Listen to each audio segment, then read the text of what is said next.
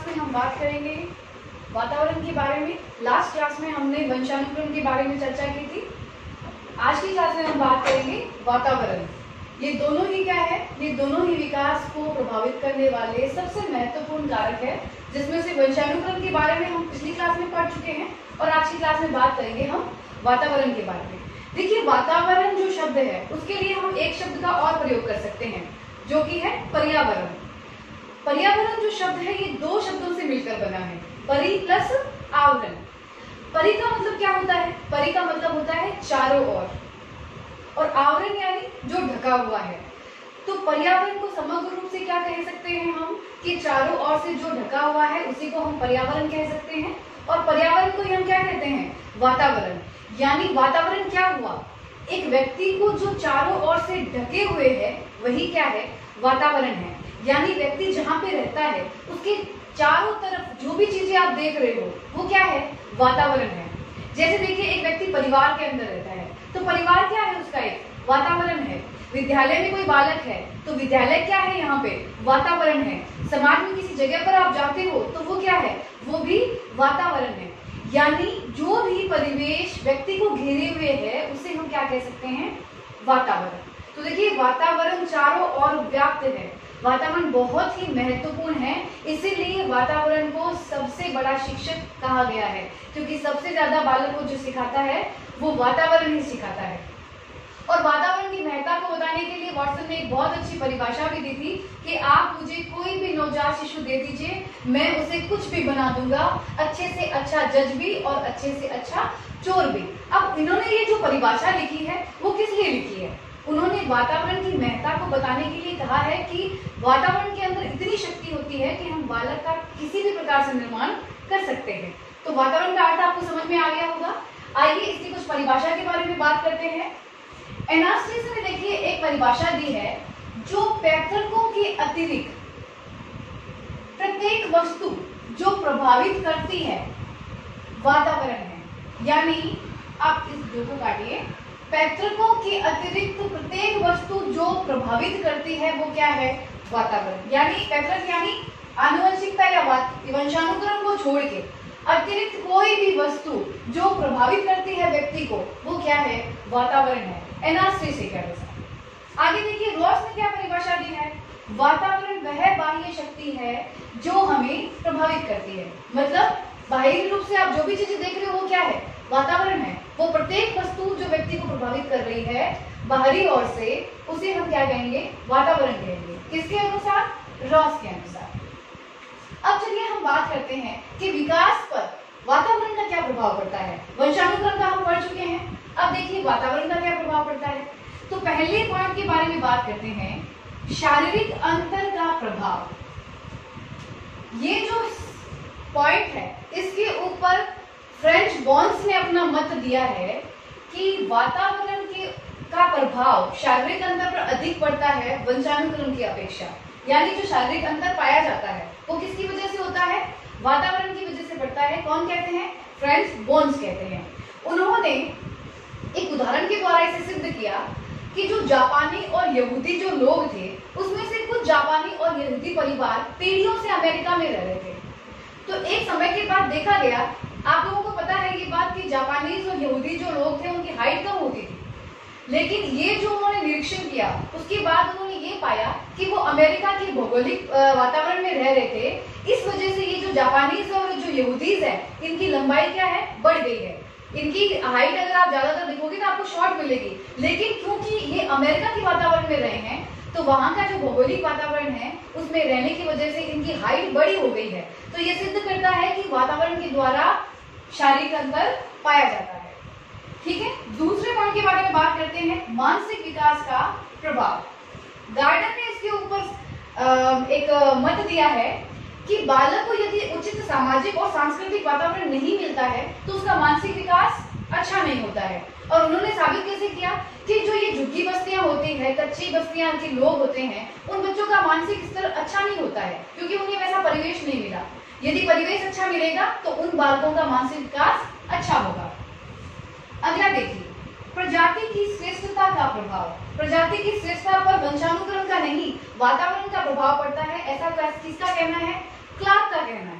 उनके अनुसार प्रजाति की जो श्रेष्ठता होती है, कुछ प्रजातियों में जो श्रेष्ठ होती है, उसका कारण होता है वातावरण। उन्होंने ये बात कैसे साबित की?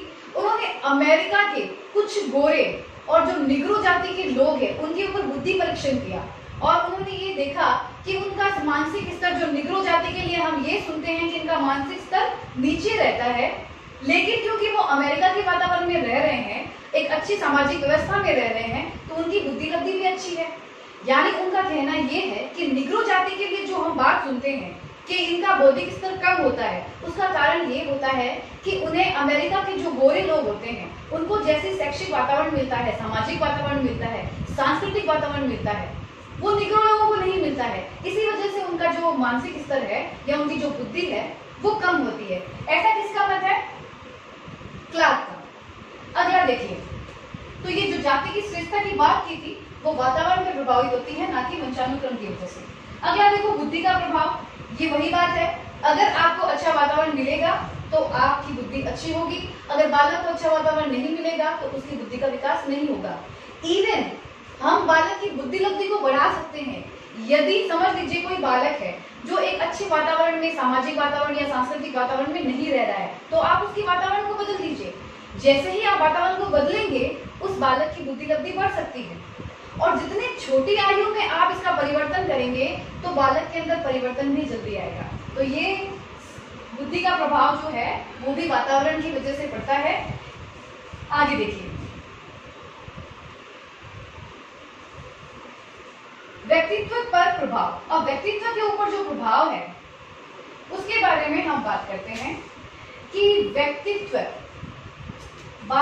का मतलब बालक का जो व्यक्तित्व होता है वो महान होता है यदि वो एक अच्छे वातावरण में रहता है। यदि अच्छा वातावरण नहीं है तो वो महान नहीं पैदा होते हैं। तो व्यक्तित्व डिपेंड करता है कैसे एटमॉस्फेयर में बालक का पालन पोषण हो रहा है। और इन्होंने ये साबित कैसे किया? फूले ने जो ये साबित किया, जो मनोवैज्ञानिक थे, उन्होंने 71 यूरोप के साहित्यकारों के ऊपर इसका शोध किया और उन्होंने बताया कि बनियन और जो बर्न है वो एक निर्धन परिवार से बिलोंग करते थे, लेकिन वो एक महान व्यक्ति बने। क्यों बने? क्योंकि उनके माता पिता ने उन्हें बहुत एक अच्छा वातावरण दिया था। तो महानता जो व्यक्तित्व की होती है वो किस पर निर्भर करती है? वातावरण के ऊपर निर्भर करती है। अगला देखिए, जुड़वा बच्चों पर प्रभाव। अब जुड़वा बच्चों के ऊपर जो प्रभाव है, देखिए जो जुड़वा बच्चे होते हैं उनका मानसिक, सामाजिक, संवेदनात्मक ये जो पहलू होते हैं वो आपस में जुड़े हुए होते हैं, एक जैसा उनका विकास होता है, लगभग ऐसा देखा जाता है। तो इन बच्चों के ऊपर फ्रीमैन, न्यूमैन और हॉजविंगर जो है उन्होंने शोध किया। उन्होंने क्या किया? उन्होंने 20 जोड़े लिए जुड़वा बच्चों के, उसमें से एक जोड़े के एक बच्चे को गांव में रखा गया और दूसरे को शहर में रखा गया। और कुछ समय के बाद जब देखा गया तो ये पाया गया कि जो गांव के बच्चे थे, जो एक बच्चा जुड़वा बच्चों में से गांव में रखा गया था, वो अशिष्ट है, चिंता युक्त है और उसकी बुद्धि लब्धि जो है वो कम है। किसकी तुलना में? उस तुलना में जिस तुलना में नगर में एक बच्चा जो उसके जोड़ीदार था, उस बच्चे का पालन पोषण जिसका नगर में हुआ था वो शिष्ट था, उसकी बुद्धि लब्धि अधिक थी, वो ज्यादा समझदार था। उनकी सोच में, उनकी बुद्धि में फर्क पाया गया क्योंकि वातावरण गांव की अपेक्षा कहाँ अच्छा था? नगर में अच्छा था। अगला देखिए, अनाथ बच्चों पे प्रभाव। अगर अनाथ बच्चे ऐसे ही झुग्गी बस्ती में घूमते रहते हैं, उनका कोई पालन पोषण ठीक नहीं होता है, तो आप देखिए इनकी सोचने की, समझने की, विचार करने की क्षमता बिल्कुल कम होती है, इनका विकास हो ही नहीं पाता है। और यही अगर कोई संस्थान में, कोई समाज कल्याण केंद्र में इन बच्चों की परवरिश की जाती है तो ये बच्चे चाहे कैसे भी माता पिता के हो, लेकिन इनका विकास अच्छा होता है क्योंकि इन्हें परवरिश एक अच्छे माहौल में मिली है। अगला देखिए, बालक पर बहुमुखी प्रभाव। वातावरण का एक बालक के ऊपर बहुमुखी प्रभाव पड़ता है, यानी उसके ऊपर सामाजिक रूप से भी प्रभाव पड़ता है, मानसिक रूप से भी पड़ता है, शारीरिक रूप से भी पड़ता है, संवेगात्मक रूप से भी पड़ता है। और इसको देखो एक उदाहरण से समझते हैं। एवरोन के जंगल के बालक की एक स्टोरी है। उस समय क्या हुआ था कि एक बालक को जन्म के समय भेड़िया उठा के ले गया था और उसका पालन पोषण जंगली जानवरों ने ही किया था। और 11 से 12 वर्षों के पश्चात इस बालक की खोज की गई और वो बालक मिल गया। तो क्या देखा गया? वो बालक जानवरों की तरह हाथ पैरों से चलता है, मांस खाता है, उसे बोलने की उसकी क्षमता बिल्कुल भी अर्जित वो नहीं कर पाया क्योंकि वहां पे वैसा वातावरण नहीं था। और बाद में देखिए उस बालक को शिक्षित करने का, सभ्य बनाने का प्रयास भी किया गया, लेकिन वो विफल रहा क्योंकि उसके ऊपर जो प्रभाव था वो वातावरण का था। तो जैसा वातावरण मिलता है, बालक हर प्रकार प्रकार से, चाहे वो शारीरिक रूप हो, मानसिक रूप हो, संवेगात्मक रूप हो, वो वैसा ही ढल जाता है जैसा उसको वातावरण मिलता है। तो सभी पक्ष वातावरण से प्रभावित होते हैं विकास के। ठीक है, ये तो थे मुख्य प्रभाव वातावरण के जो हमने पढ़ लिए। अब हम बात करते हैं, देखिए, अन्य प्रभाव के ऊपर।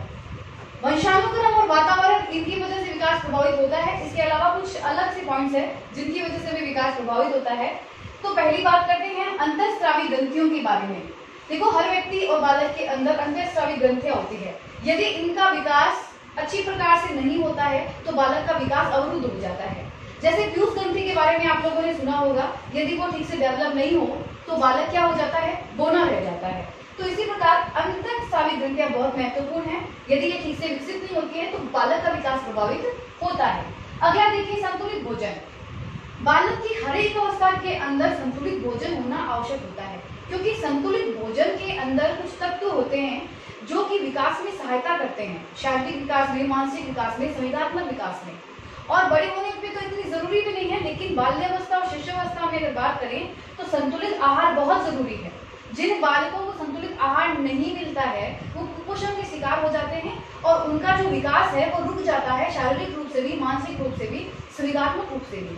तो ये बहुत महत्वपूर्ण है, संतुलित भोजन देना बहुत जरूरी होता है विकास के लिए। रोग या चोट, ये भी आपके विकास को प्रभावित करता है। कभी कभी जीवन में कुछ दुर्घटनाएं हो जाती है, कुछ ऐसे रोग हो जाते हैं या कोई एक्सीडेंट हो जाता है जिसकी वजह से आप व्यक्ति या बालक के पूरे जीवन का विकास क्या होता है, रुक जाता है। तो इस तरह की घटनाएं भी आपके विकास को अवरुद्ध कर सकती है। मनोवैज्ञानिक कारक, जैसे किसी बालक की रुचि या आदत, समझ लीजिए कुछ अलग विषयों में पड़ गई, गलत चीजों में पड़ गई, तो उनका विकास रुक जाएगा। अगर उनके अंदर बहुत सारी क्षमताएं भी हैं लेकिन गलत आदतों की वजह से, गलत उनके रुझान की वजह से वो अलग दिशा में चले जाएंगे। तो बहुत सारे मनोवैज्ञानिक कारक होते हैं जिसकी वजह से बालकों का विकास रुक जाता था। तो देखिए, ये थे वातावरण और वंशानुक्रम जो कि आपके विकास को प्रभावित करते हैं। इसका स्क्रीनशॉट ले लीजिए।